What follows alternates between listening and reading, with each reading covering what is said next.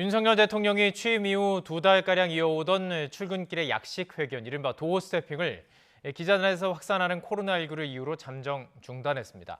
하지만 윤 대통령의 국정수행 지지율이 30%대로 떨어진 상황이라 해석이 분분합니다. 대통령실은 민생으로 돌파구 마련에 나섰습니다. 박소정 기자입니다.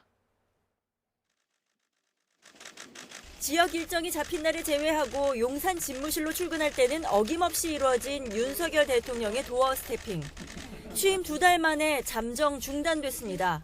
오전 8시가 넘어 갑작스럽게 도어 스태핑을 취소한다는 얘기가 전해졌는데 대통령 대변인실은 최근 기자실에서 코로나19가 확산함에 따라 당분간 중단하기로 했다고 밝혔습니다.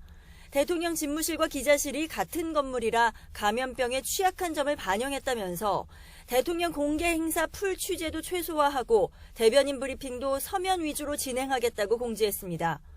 코로나19 상황이 안정되면 바로 재개하겠다고 덧붙였지만 그 시점이 불투명한 만큼 여러 해석이 나왔습니다.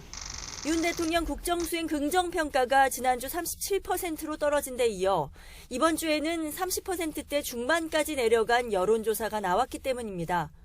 특히 지난 5일 도어 스태핑 때 인사검증 비판에 대한 격앙됐던 이 답변이 더욱 영향을 끼쳤다는 분석이 나옵니다.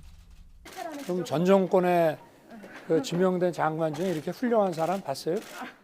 다른 정권 때하고 한번 비교를 해보세요. 사람들의 가질이나 이런 거죠.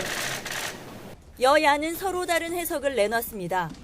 국민과의 소통을 약속을 했고 즐기시는 분입니다. 그래서 아마 말 그대로 코로나 때문에 중단하신 임시로 중단하신 것이 아닌가. 그건 말도 안 되는 변명이고요.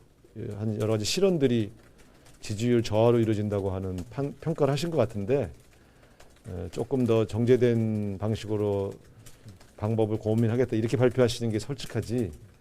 대통령실은 공식적으로 지지율에 큰 의미를 두지 않는다고 밝혔지만 내부적으로는 고심하는 분위기입니다. 국정 동력을 얻는 돌파구는 무엇보다 경제 문제, 특히 민생에서 찾아야 한다고 보고 여기에 초점을 둔다는 방침입니다. 부처별 1대1 대면 업무 보고도 가장 먼저 기획재정부부터 시작했습니다. 윤 대통령은 추경호 경제부총리에 중산층의 세부담을 줄여주기 위한 방안 마련을 지시했는데 이런 차원에서 근로소득세 개편이 추진될 것으로 보입니다. 지난주 첫 비상경제 민생회의를 주재한 윤 대통령은 이번 주부터 직접 민생 현장을 찾아 회의를 개최하고 현장의 목소리도 직접 들을 예정입니다. YTN 박소정입니다.